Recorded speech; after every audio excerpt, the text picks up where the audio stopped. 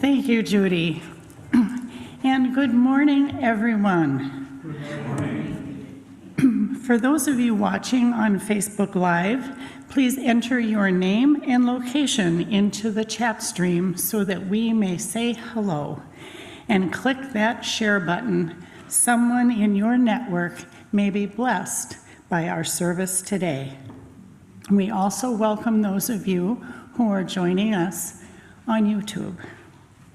For those present in our sanctuary, please silence your phones or any other devices. Thank you. Yvette Trotman has been part of this church community for many years, and she has worn a multitude of hats. But today we welcome her as our guest speaker.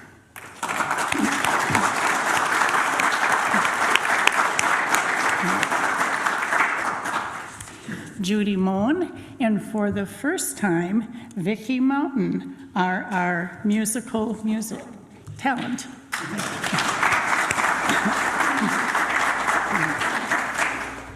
And our reliable tech team of Adam Schneider, Patty Tangi, and Don Ramler.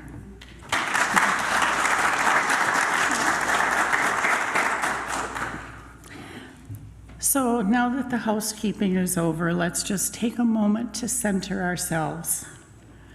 Close your eyes if you wish.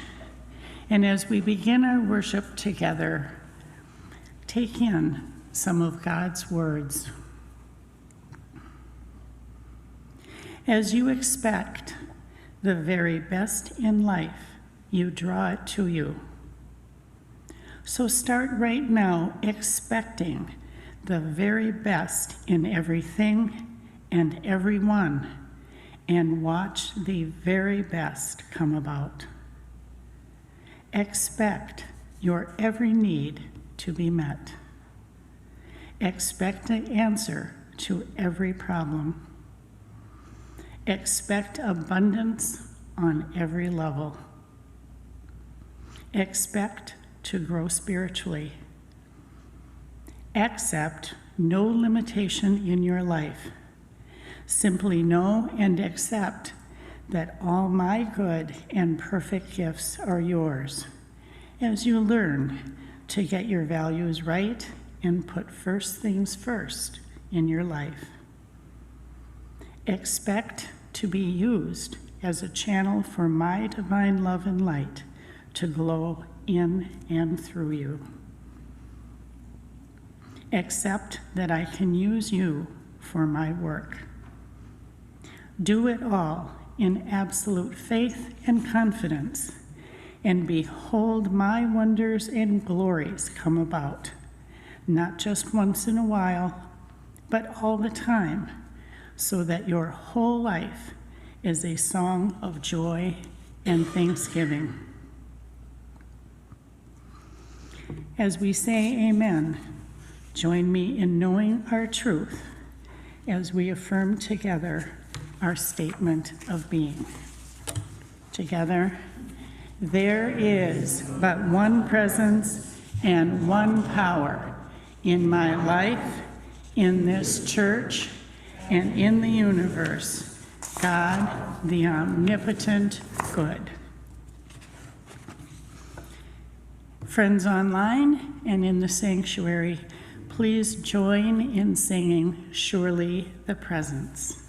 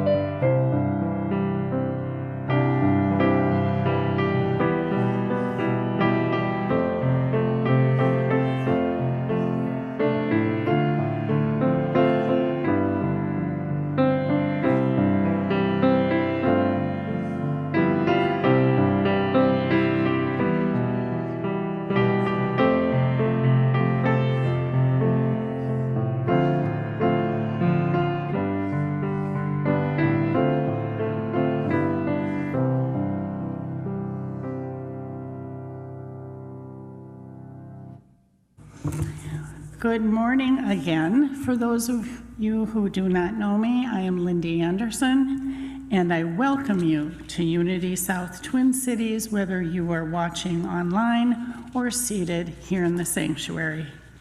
We welcome visitors joining in person or online for the first time. Let's greet them by affirming together, we welcome you, we bless you, and we're glad you're here.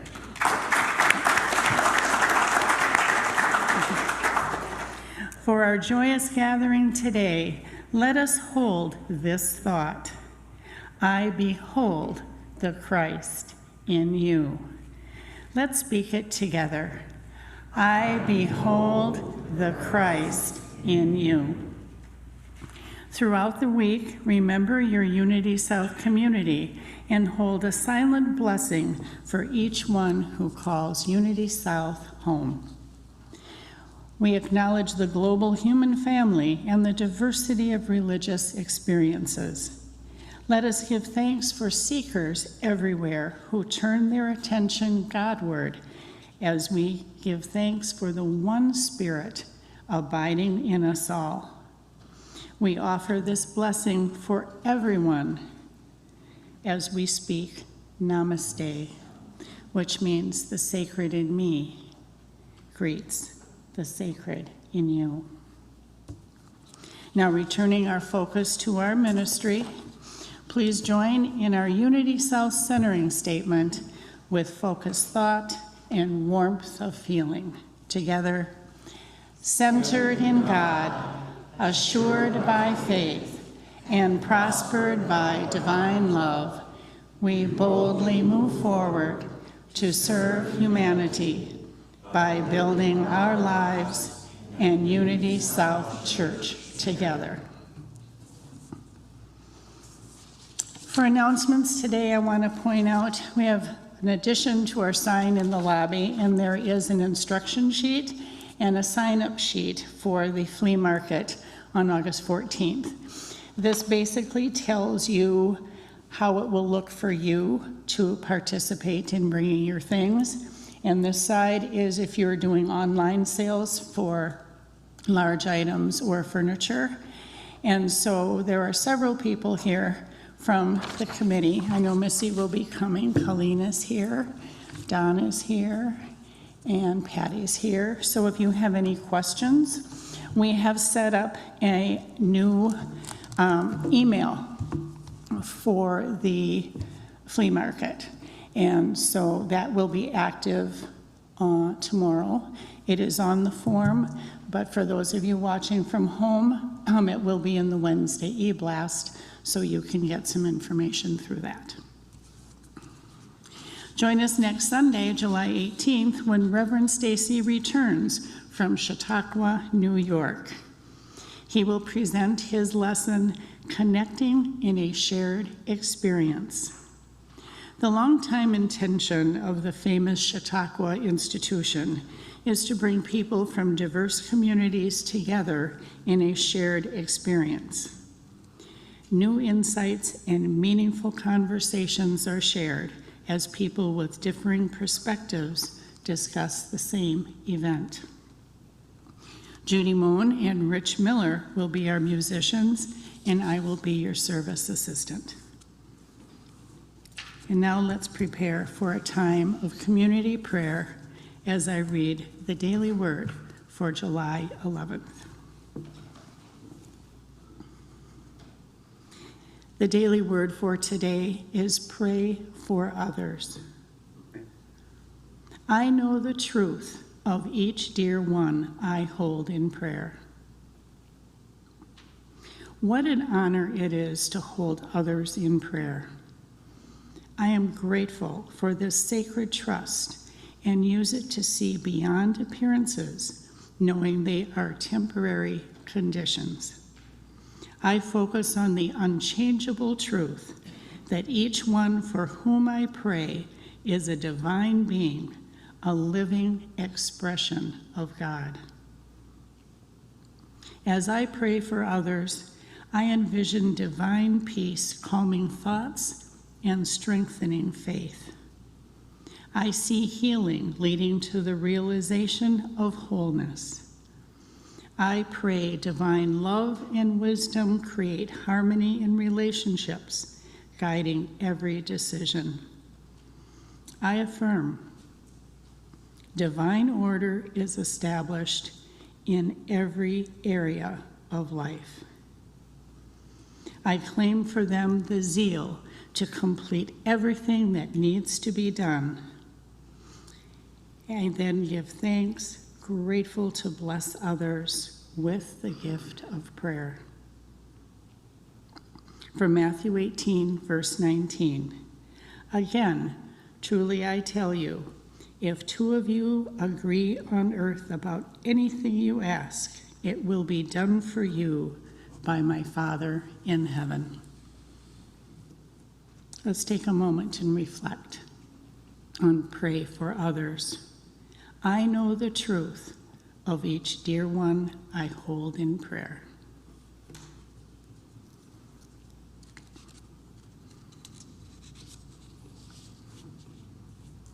Amen. And now our prayer chaplain, Yvette Trotman, will guide our community prayer.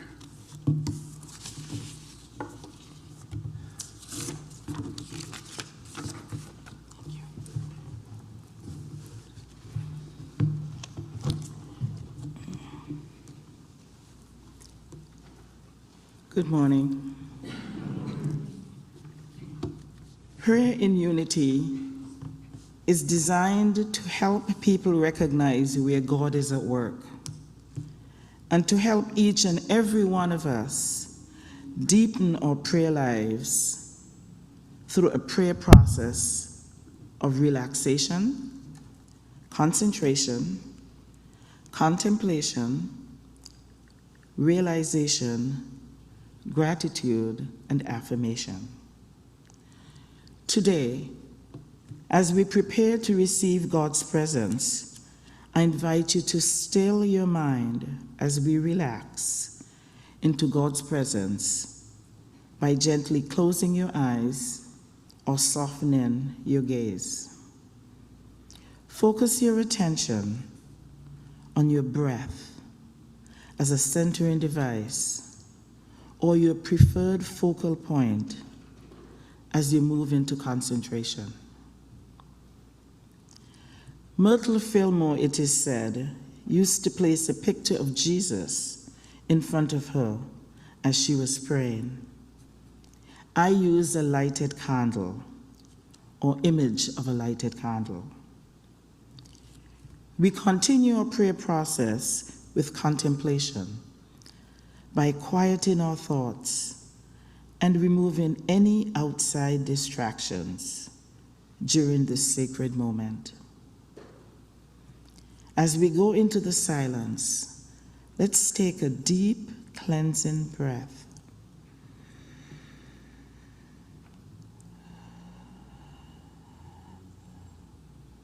As we become centered into the realization of listening, reflecting, and resting in God, as we begin. Father, Mother God, we affirm my body is a vessel of life and energy. My body is a vessel of life and energy. God is my vitality. Centered in God life, I am energized and renewed.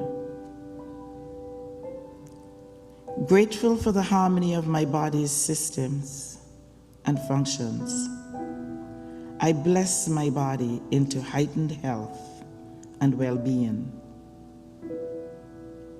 I heal any concern about my body as I am centered in God life in the silence.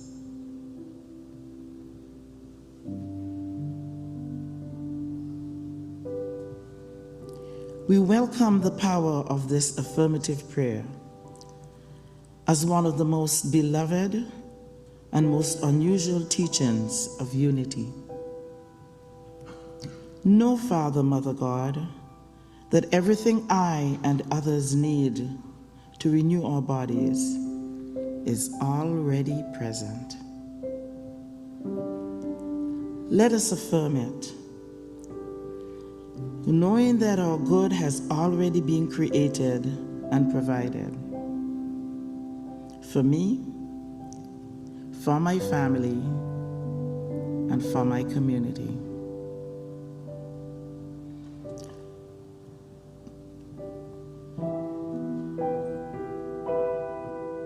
What a blessing to know that my body is a vessel of life and energy, and that no matter the circumstances, I am open and receptive to the given power of the Christ within. I know that through the power of forgiveness, I am set free. I offer special prayers and divine love for our Minneapolis community as we embark on cleansing and healing our wounds by letting go of any resentments from the past which no longer has the power over us. Centered in God's love, we are free to begin being re-energized and renewed. Thank you, Father, Mother God, for this blessing today as we end our prayer with gratitude, poised, ready, and receptive to our blessings, affirmed by the singing of the Lord's Prayer together.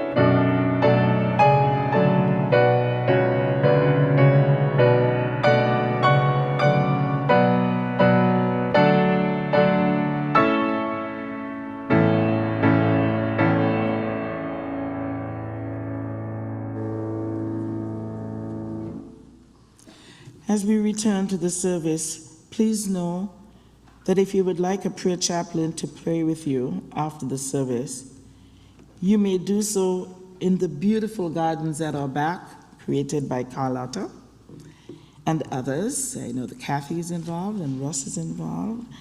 And our prayer chaplain today is Don Ramler. Thank you, Don.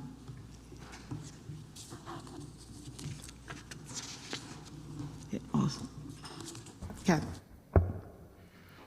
We're all made up of vibrations. Think of that. We're all part of the wavelength of life and spirit and light.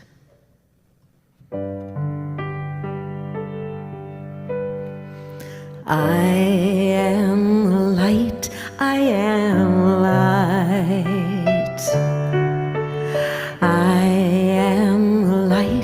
I am light. You can sing with this part. I am light, I am light. I am light, I am light.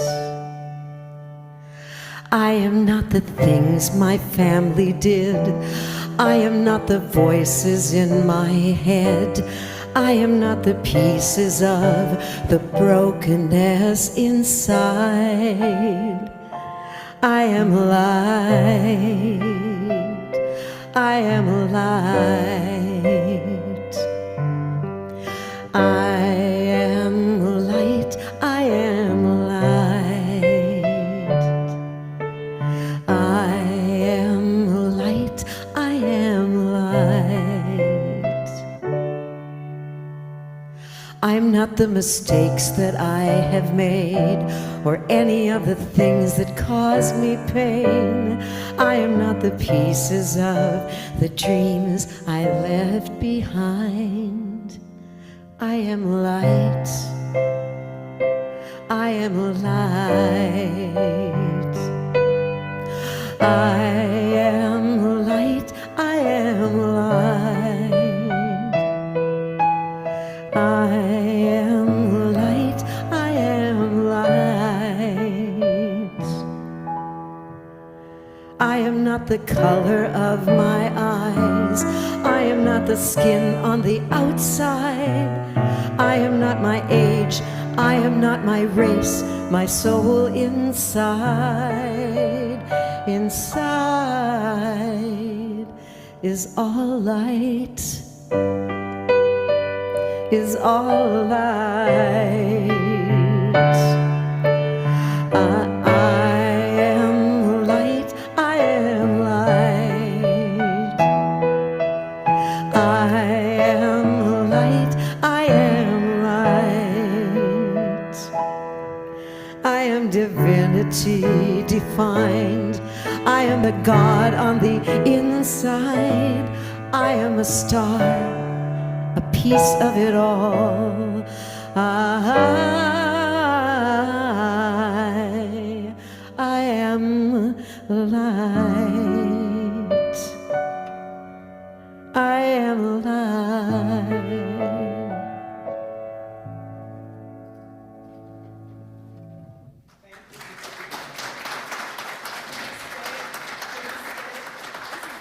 Impromptu. And some of you know I'm a dancer. Some of you don't know I'm a dancer. But there's energy in your work. There's energy in your song. And there's energy. It brought tears to my eyes because it really speaks to what I'm going to be talking about. So I'd like you to play that again for me with some energy. And I want to get a movement. I want everybody to stand up with me and be the light. With a little bit. I am the light. I am the light. I am the light. I am the light. I am the light. I am light. Greet each other. We are the light. I am the light. I am the light. I am the light. The light, I am the light. Thank you. I am the light. I am light. Yes, I am. I am light. Thank you.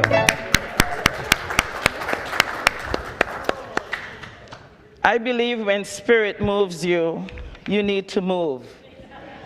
And you know, this isn't in my talk, but I knew that things would come up that were not in my talk. As a youngster, my mother said she would look out the window and see me dancing with the trees and dancing and just moving, and she wished she had taken a picture of me dancing, because that was the type of person I was. That was the spirit that I portrayed.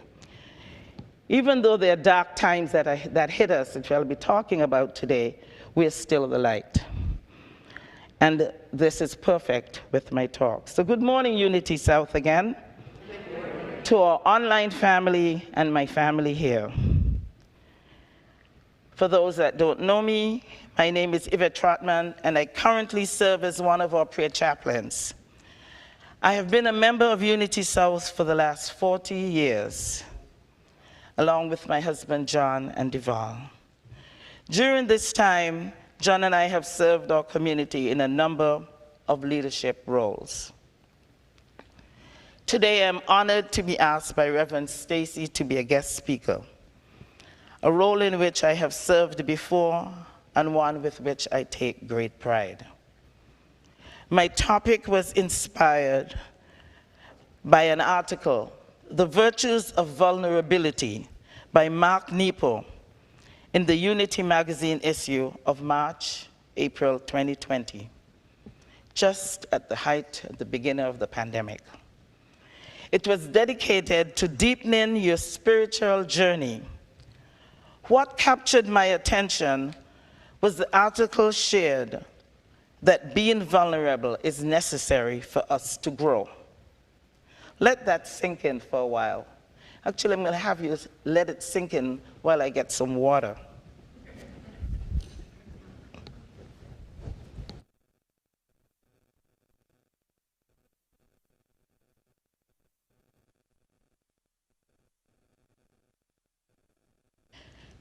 Being vulnerable is necessary for us to grow.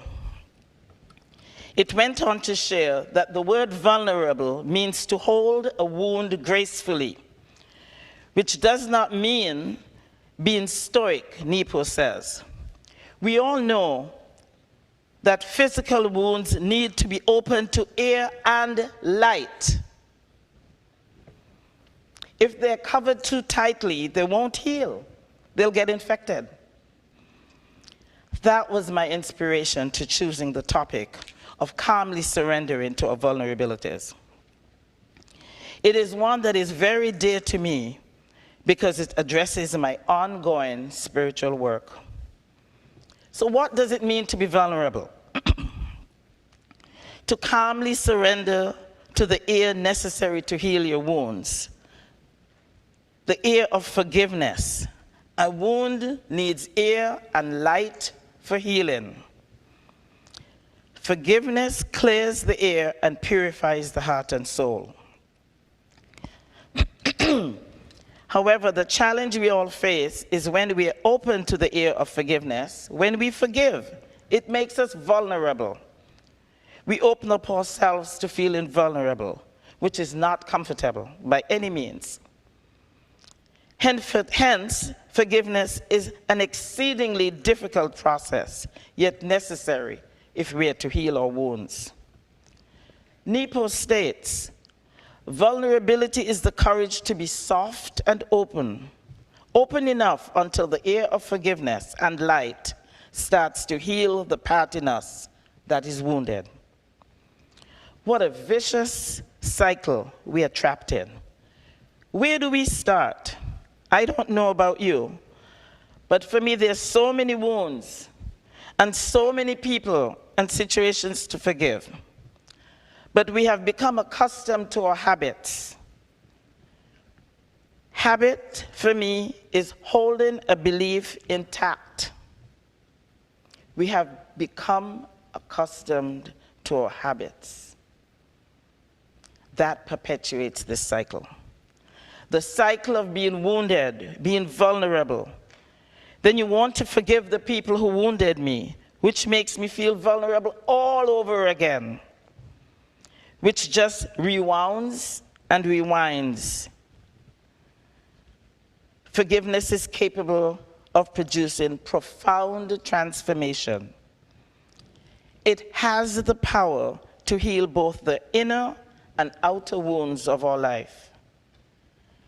Many of us are in the business of healing others, yet our busyness prevents us from doing our own wound healing work for ourselves. And I believe that is the real work we are called upon to do here on this planet.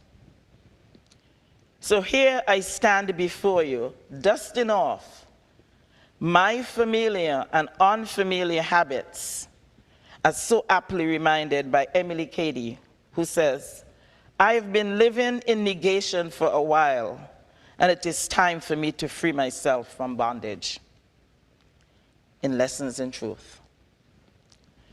To do so, I have calmly surrendered my healing wounds and freed myself from the bondage of my vulnerabilities through the air of forgiveness. Psalms 90 verses 4 to 5 states, "For 1,000 years in your sight are like yesterday, when it is past, or like a watch on the night. You sweep them away, they are like a dream, like grass that is renewed in the mornings." That is the decision to let go of our wounds, or old habits that are limited, and activities to embrace new ones of love, joy, compassion, and energy in our life. I will start today by sharing some of my wounded stories. Remember, I said I have a lot. These stories are woven together like a tapestry. Early in my career, I was so caught up in my work that I was not aware of how my past wounds were impacting my current work life. And besides, to be perfectly honest, I had no way of knowing this, no air of awareness. As a result, my self-care suffered, and I gained an excessive amount of weight. I literally became a square. And as a practicing dietitian, I remember saying to my husband, "This thing isn't working, I'm gonna leave my profession." And he said, "If your profession is to work for you, then you need to put it into practice," which I did. And I lost over 100 pounds. At that time, I was director of dietetics for what used to be Mount Sinai Hospital. My hours were long. I neglected to take care of myself. I neglected to exercise. My go-to during this stressful time was to eat. Where did I learn this habit of eating as my way of numbing the pain of my past wounds? How did I make the connection? It took me years of spiritual growth on my own, and since joining Unity, to recognize and accept that our behaviors like mine are deeply rooted in our past. My weight gain, I discovered, was layered with layers of fat and layers of wounds. And the only way to heal was to accept my vulnerabilities. I'm going to step away again for a while, because the interesting part of the story is during the time I was director of dietetics at Mount Sinai Hospital, it was the same time OptiFast was developed. OptiFast was sanctioned by one of the physicians at Mount Sinai, and that was the product that Oprah Winfrey used. And the physician that developed it, Dr. Leonard Maspam, who's working, the endocrinologist who was working with the development of OptiFast, came into my office, and knowing that I was this perfect square, said to me, "Do I have a deal for you?" And I said, "What's that?" He said, "You could become famous. You can go on the Oprah Winfrey show if you took this." I kicked him out.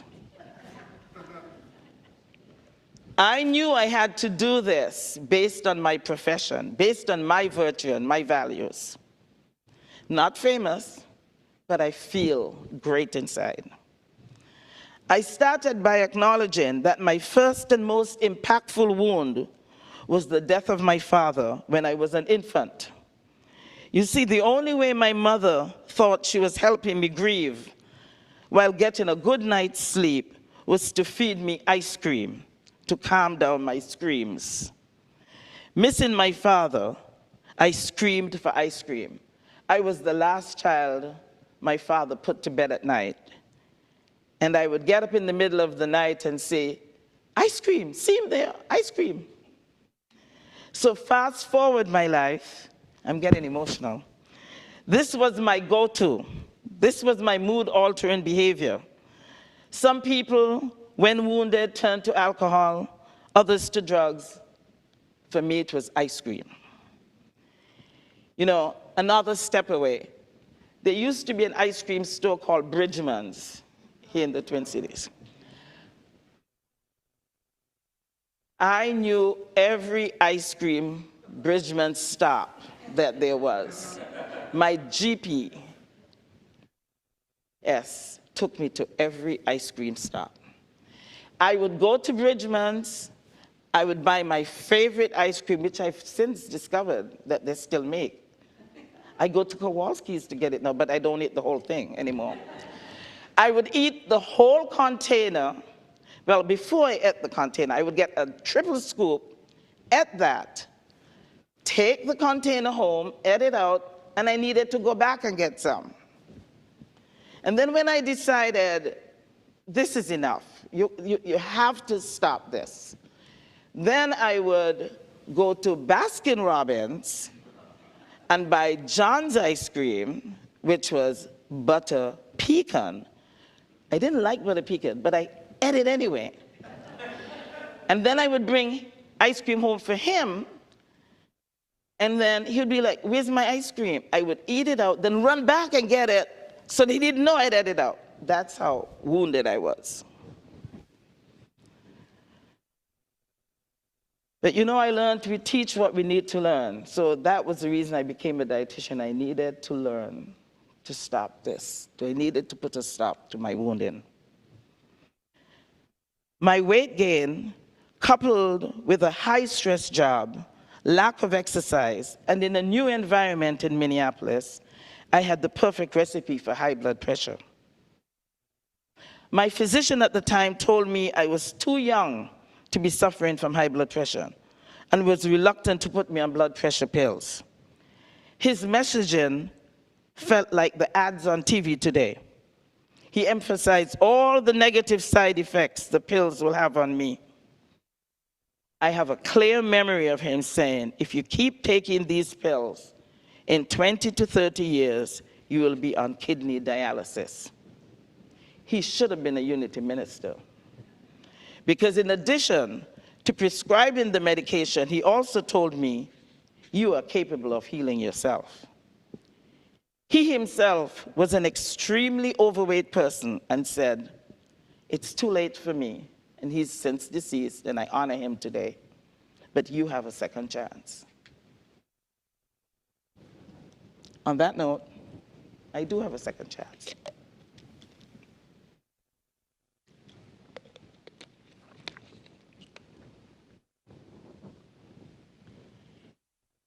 I am so grateful to him because the chance he gave me was to prescribe supervised breathing sessions from a psychologist as therapy for lowering my blood pressure. Every Saturday for 1 year, I attended these sessions and learned to breathe with a candle as my centering device. The story does not end there. I was haunted by the image of him suggesting being on dialysis, because during my dietetic training at the University of Michigan, when placed in the dialysis rotation ward for my training, I promptly fainted when I saw all of the blood lined up along the walls. You see, I was afraid of blood. My mother couldn't even understand why I was going to go and work in a hospital, because from a kid, I feared blood. I was taken to the recovery room and sternly told, in order to graduate from this program, because you're only a select few, they told us, and I was reminded of that, I will need to pull myself together and get back in that room and complete the rotation. That image was embedded in my mind, and I was determined not to have that happen to me. Soon after following this prescription of blood pressure, I was on a trip to DC with my younger sister, who was completing her medical residency. We talked about my blood pressure diagnosis. Following our discussion, I decided to throw the pills in the garbage. Much to her dismay and disapproval, as a newly minted physician. She was appalled and told me I could not do that without doctor's orders. We did not learn that in medical school. She went on and on. When I returned to Minneapolis, I visited my physician and told him about my decision. He applauded me. I told you he should have been a unity minister. I still practice this breathing technique today and have not taken another blood pressure pill in over 30 years. I'm happy to report my blood pressure has remained stabilized and within the recommended guidelines. In addition, I lost the weight with exercise.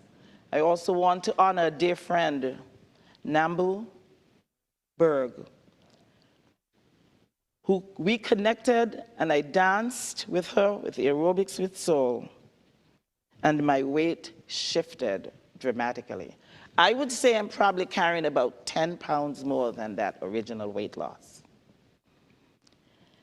The missing link, however, I learned from Unity was to calmly surrender to being vulnerable enough until the air of forgiveness and light started to heal the part in me that was wounded.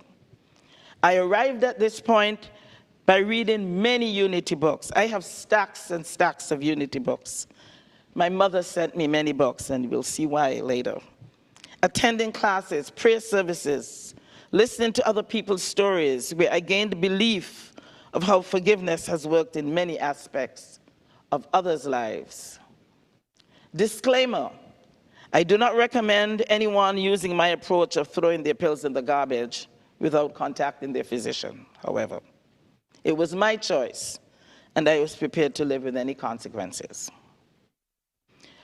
1 Kings 8:39 says, "Then here in heaven, your dwelling place, forgive, act, and render to all whose hearts you know, according to all of their ways."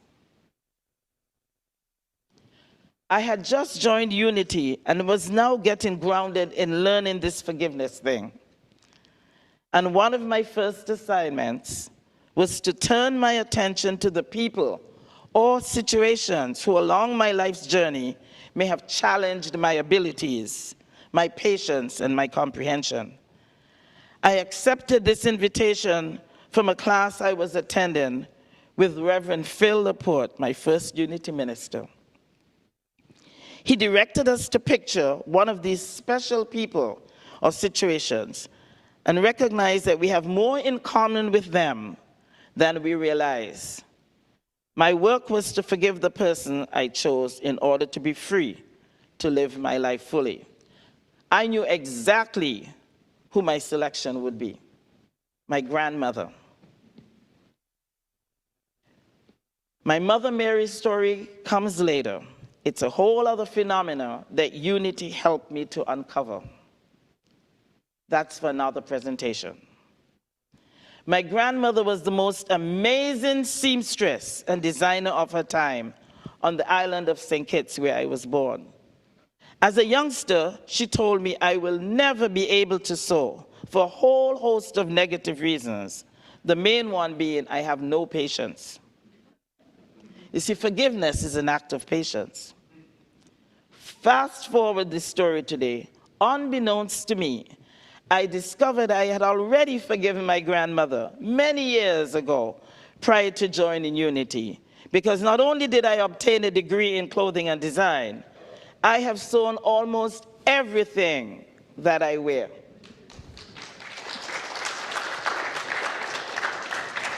Ironically, I had healed my wound so much I became my grandmother. Colossians 3:13 tells us, this is the lesson that Jesus taught Peter: bear with each other and forgive one another if any of you has a grievance against someone. How did my Unity journey begin? It began when I went to visit my mother. I was wounded and vulnerable and searching for a way to escape the fog in my life at that time. My life was filled with fear, F, obligation, and guilt. My mother introduced me to Unity Church. She was attending in Lakeland, Florida. She herself had practiced self-healing successfully and was attracted to Unity because of their teachings and the self-healing work of the co-founder, Myrtle Fillmore. Suppressed or repressed emotions have toxic effects on both our mental and physical health. Releasing these emotions via the breath serves as the first step in the forgiveness process, something my physician had no idea. Remember my physician and the breath work. Louise Hay, in her book, You Can Heal Your Life, shares our immune systems can become stronger when we forgive. We need to find the hidden corners of our lives where we have not forgotten ourselves for who we are, for who we are not, and it is not always easy. Sometimes we have to dig through tragic emotional wreckage. Sometimes we have to rip open scars from our wounds we think have long healed. When we nurse our wounds, it interferes with our health, our immune system, and it also affects our ability to experience the peace of God and blocks our ability to express love and compassion. I realized my forgiveness practice was still a work in progress when earlier this year, I took one of Unity's basic teachings called Lessons in Truth with Reverend Stacy. This was the first lesson I took when I joined Unity South, and the fourth time I was taking it in 4 different leaders. Emily Cady, its author, says, we must forgive as we would be forgiven. To forgive does not simply mean to arrive at a place of indifference to those who do personal injury or wound us. It means far more than this. To forgive is to give for, to give some actual definite good in return for evil given. One may say, I have no one to forgive. I have not a personal enemy in the world. And yet if any circumstance, any kind of served him right thought springs up within you over anything that any of God's children may do or suffer, you have not yet learned how to forgive. I am here to testify and admit my vulnerability. I had not yet learned how to forgive. While taking this class, I was also in the middle of dealing with an injustice situation. I heard about someone related to this situation who had wronged me, was having some personal family-related difficulty, and my response was, karma is a blank. What goes around comes around. Immediately, alarm bells went on all around me. I had not yet learned how to forgive. This forgiveness business is hard. It is a journey. It is ongoing. It is emotional. Note the motion word in emotional. It is fluid. Folks, Luke 6:37 says, do not judge and you will not be judged. Do not condemn and you will not be condemned. Forgive and you will be forgiven. So Matthew 18:21-22 says, how often should I forgive? As many as 7 times. Jesus said to him, I do not say to you up to 7 times, but up to 70 times 7. Anytime a situation in your life triggers the memory of a wound, think of it like a pop-up reminder on your phone or computer, alerting you to something, the weather, for example. For me, the wound. It is important to be vigilant. Healing occurs when we become comfortable to let in the light that our soul is willing to be vulnerable and calmly surrender. I can speak for my efforts. I need up to 70 times 7 or more to practice patience. I learned a long time ago and was not aware of it. Having tasted this virtue of vulnerability, of embracing forgiveness to heal my wounds, I am prepared to calmly surrender, to dust off my familiar and unfamiliar habits, to free myself. And I wish the same for you.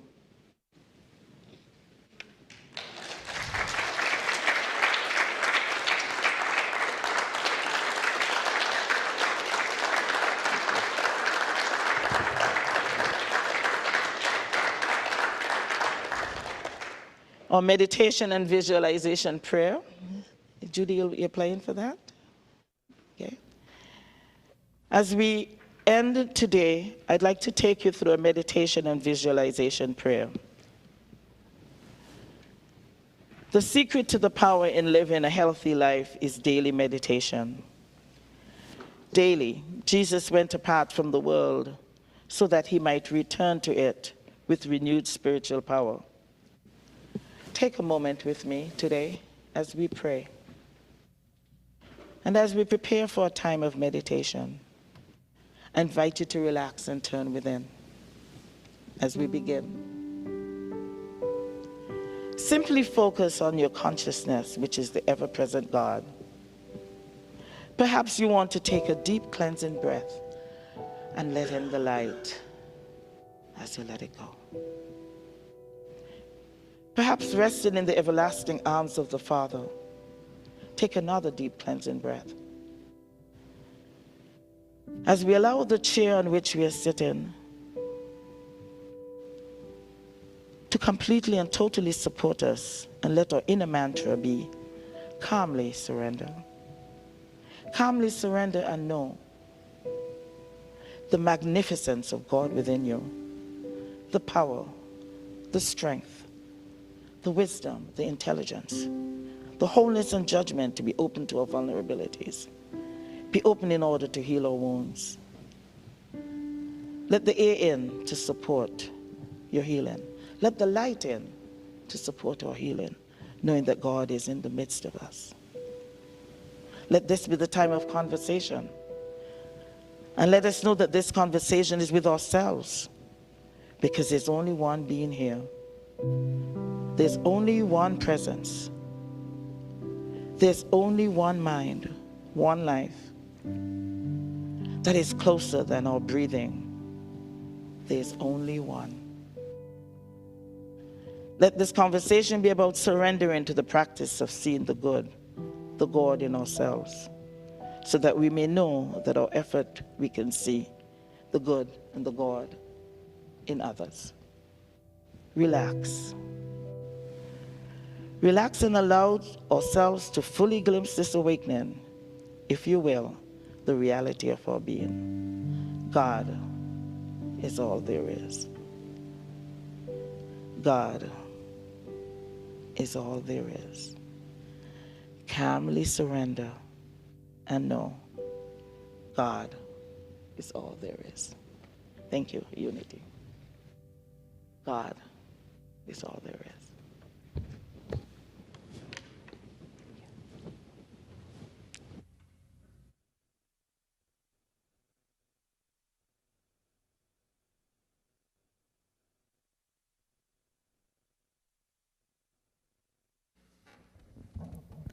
Oh, it makes me feel like singing, thinking of that. Thank you.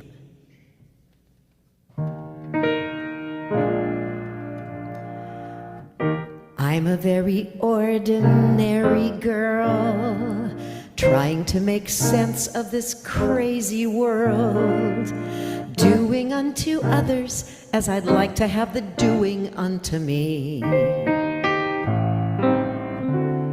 When I find a very lonely soul, to be kind becomes my only goal. I feel so much better when I tell them I feel lost, so feel. I want to be happy, but I won't be happy till I make you happy too. Life's really worth living when you are mirth giving. Why can't I bring some to you? When skies are gray and you're feeling so blue, I'll bring that sunshine down for you. 'Cause I want to be happy, but I won't be happy till I make you happy too.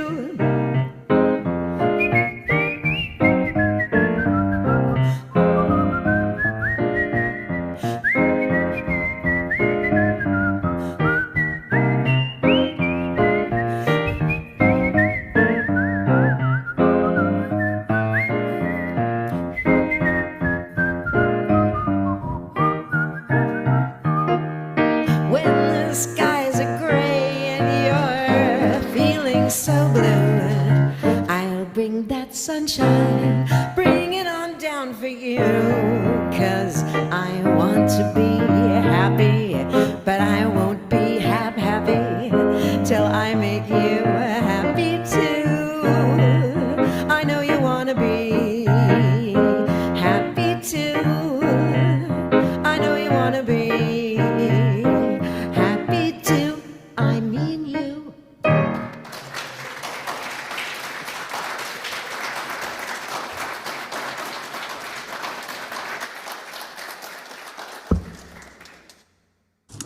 Thank you, Yvette, and thank you, Vicky. We are happy. Oh.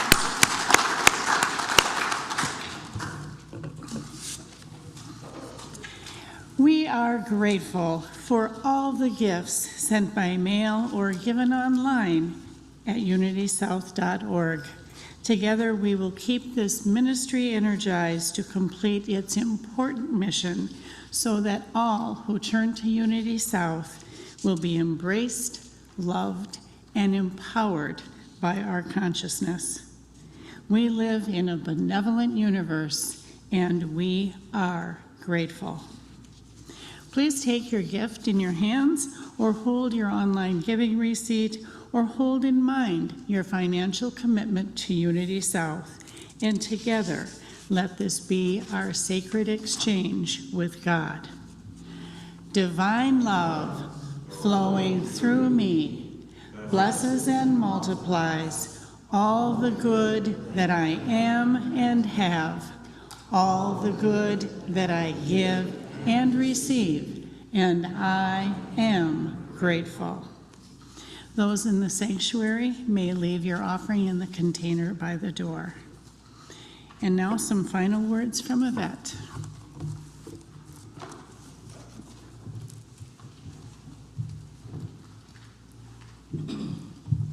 And I'm an educator, so you talk about homework, it's something that I give.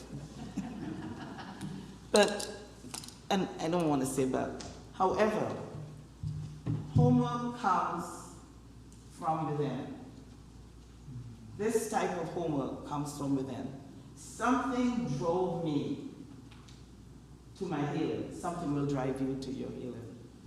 It is my pleasure to have had you listen to this. It is my gift and wish for you that you find something to bring you peace. This upcoming week, search for it. I know it's there. You will find it. I will keep you in prayer as you make that choice. Yes.